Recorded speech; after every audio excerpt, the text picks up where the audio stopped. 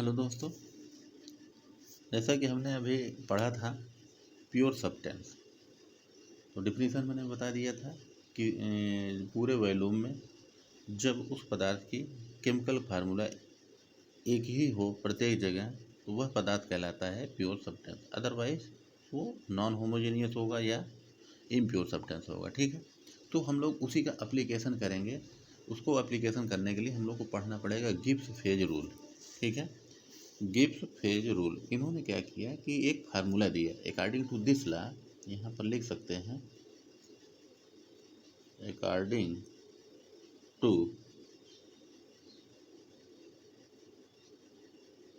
This law P plus F बराबर C plus 2। मतलब कि गिब्स ने, जो साइंटिस्ट गिब्स थे, उन्होंने एक फार्मूला दिया कि P प्लस एफ बराबर C plus 2। Very very important. इस फार्मूले को तो 5 स्टार बना करके आप लोग नोट बना लीजिए, क्योंकि ये फार्मूला हर एग्ज़ाम में आ चुका है। कभी C इधर करके एफ इधर करके ऐसे। ठीक है, इस पर एप्लीकेशन भले ना आया हो, लेकिन इसका फार्मूला कई बार आ चुका है। तो अब एप्लीकेशन तो भी आए हैं, जैसे डिग्री ऑफ फ्रीडम पूछ लेता है ट्रिपल पॉइंट पर क्या है। ठीक है, तो यहाँ पर P क्या है? P नंबर ऑफ फेजेस, मतलब कितने फेज हैं। जैसे सॉलिड लिक्विड गैस, ये बात किया जा रहा है। ये क्या है? डिग्री ऑफ फ्रीडम, मतलब उसके स्टेट को, फेज को बदलने में कितनी डिग्री ऑफ फ्रीडम है, कितनी। ठीक है, वो हम अभी एग्जांपल लेंगे तो समझ में आ जाएगा। ये है नंबर ऑफ कंपोनेंट्स। ठीक है, तो वेरी वेरी इंपॉर्टेंट। इस फार्मूले को एकदम कंठस्थ कर लेना है आपको, हर एग्जाम में आ चुका है। ठीक है, तो ये फार्मूला हम लोग यूज करके डिग्री ऑफ फ्रीडम निकालेंगे। तो उसके बाद हम लोग डिफिनीशन लिखते हैं डिग्री ऑफ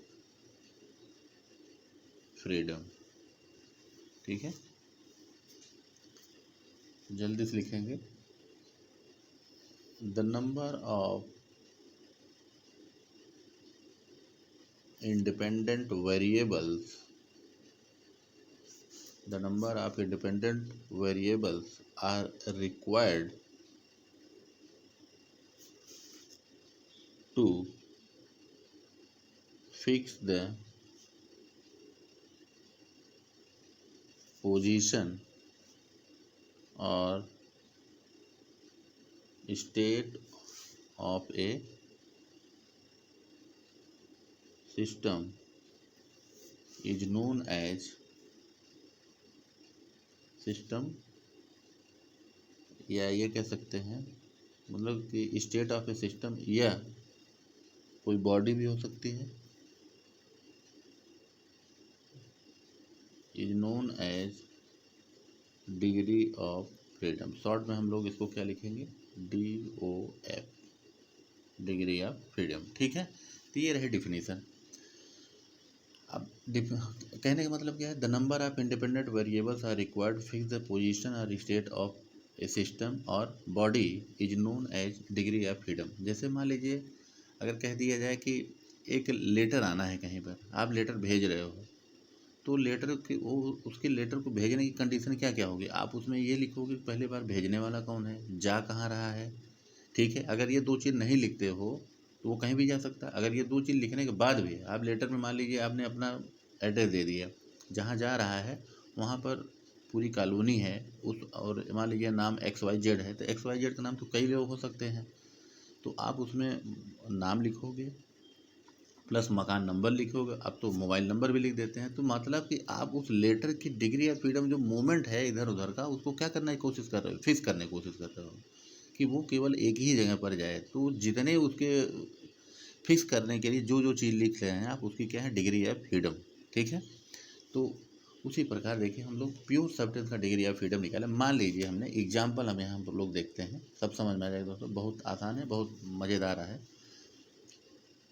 हमने कहा कि प्योर सब्सटेंस में हमने, अब यहाँ पर डिग्री ऑफ फ्रीडम निकालने के लिए अगर एक ही हम पदार्थ ले लेंगे तो इसका हम लोग डिग्री ऑफ फ्रीडम निकाल नहीं पाए। कम से कम इसके साथ दो कंपोजिशन, दो पदार्थ लें, 2 फेजेज होने चाहिए, वाटर प्लस आइस। सबसे पहले आप ये बताइए प्योर सब्सटेंस है कि इम्प्योर सब्सटेंस है? तो ये प्योर सब्सटेंस है। क्यों? क्योंकि इसका केमिकल फार्मूला क्या होगा, H2O, और आइस का भी केमिकल फार्मूला H2O। तो नंबर ऑफ फेज कितने हो गए, P।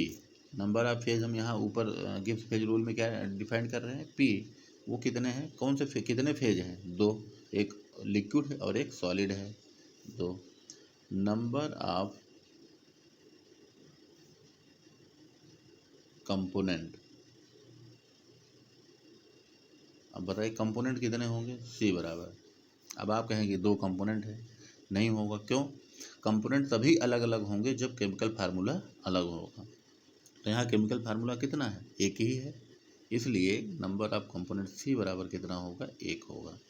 तो अब हम डिग्री ऑफ फ्रीडम निकाल सकते हैं। इस इक्वेशन में 3 अननोन है, 2 चीज़ हमको मालूम है, तो 1 निकाल सकते हैं। फार्मूला लगा दीजिए, P प्लस F बराबर C plus 2।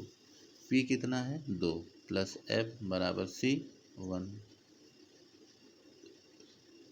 Degree of freedom आ गया 1, degree of freedom equal to 1। इसका मतलब क्या है, इसका मतलब ये है कि अभी जो हम लोगों ने यहाँ पर एग्जांपल लिखा वाटर प्लस आइस, तो इसकी एक पॉसिबिलिटी है कि वाटर एक रूप में और बदल सकता है, और वो आपको मालूम है वो कौन सा उसका अलग अगला फेज है, वो है vapour.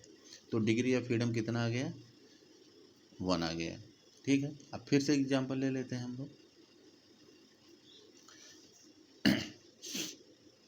Water plus ice plus vapour, बताइए केमिकल फार्मूला वाटर का H2O, आइस का H2O। अगर पानी ही हमारा वेपर बना है तो उसका chemical formula H2O। Number of phase कितने हो गए, P बराबर 3, कंपोनेंट C बराबर 1। क्यों? केमिकल फार्मूला हमेशा 1 है। तो फार्मूला आप लगा दीजिए, यहाँ पर देख लीजिए, P प्लस F बराबर C प्लस 2। तो 3 प्लस F बराबर C कितना है, 1 प्लस 2। तो F बराबर कितना आ गया, 0। डिग्री ऑफ फ्रीडम 0 हो गया, और डिग्री ऑफ फ्रीडम 0 का मतलब कि अब कोई परिवर्तन नहीं हो सकता है। ठीक है, तो ये रहा प्योर सब्सटेंस के कुछ एग्जाम्पल। एक एग्जाम्पल और हम लोग ले लेते हैं, बहुत ही इम्पोर्टेंट एग्जाम्पल, कल पढ़े थे हम लोग। ठीक है, कल हम लोग पढ़े थे, तो उसका एग्जाम्पल ले लेते हैं, ट्रिपल पॉइंट। ये ट्रिपल पॉइंट पे डिफिनीशन हम लोगों ने कल पढ़ा था।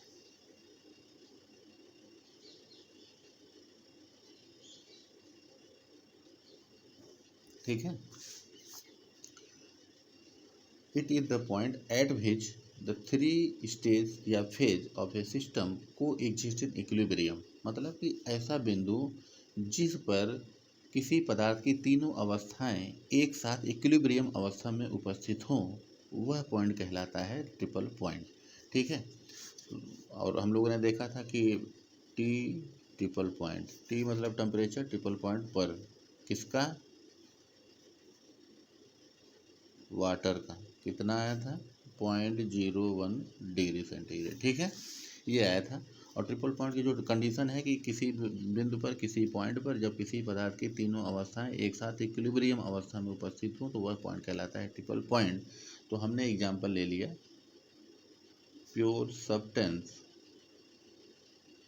का, बात कर रहे हैं कि प्योर सब्सटेंस है, और वो है हमारा वाटर, और वाटर का ट्रिपल पॉइंट होता है 0.01 degree centigrade.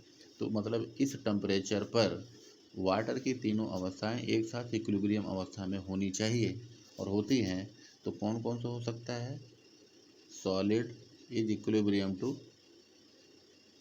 Liquid is equilibrium to vapour. यहाँ पर सॉलिड हम लोग बात करेंगे आइस की, और लिक्विड क्या हो जाएगा हमारा, वाटर, और वेपर तो वेपर ही फेज रहेगा।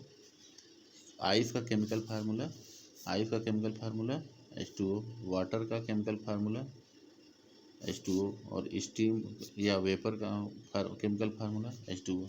तो नंबर ऑफ फेज P बराबर कितने कितने फेज हैं, 3। नंबर ऑफ कंपोनेंट सी बराबर 1, तो P प्लस एफ बराबर C+2, 3 प्लस एफ बराबर 1+2, तो यहाँ से f बराबर आ गया 0 आ गया। तो क्वेश्चन दे दिया जाएगा, the degree of freedom of a substance at triple point is option A 1, B 2, C 0, D 3। आपने ऊपर कैलकुलेट कर लिया है कि ट्रिपल पॉइंट पर किसी भी पदार्थ की डिग्री ऑफ फ्रीडम कितना आएगा, 0 आएगा। ये हो गया आपका क्वेश्चन। तो ऐसे कभी कभी क्वेश्चन आए जब हम लोग अभी थोड़ा और कुछ पढ़ लेंगे, जैसे स्टीम टेबल के बारे में पढ़ेंगे, मतलब कि स्टीम टेबल ड्राइंग सेक्शन पढ़ लेंगे, तब उसमें देखेंगे कि सब कूल्ड रीजन हो तब कितना डिग्री ऑफ फ्रीडम होगा, सुपर हीटेड रीजन में हो तब कितना डिग्री ऑफ फ्रीडम होगा। तो कोई भी कुछ नहीं दिक्कत है, जहाँ पर सब कूल्ड रीजन है तो एक लिक्विड होगा और वहाँ पर जस्ट फेज चेंज होने को होता है, तो इन दोनों के बीच में रहता है। तो हम लोग निकालना है, कहीं पर भी हो डिग्री ऑफ फ्रीडम निकाला जा सकता है, बस सब्सटेंस हमारा प्योर होना चाहिए। ठीक है, ठीक है। तो ओके दोस्तों, बाय।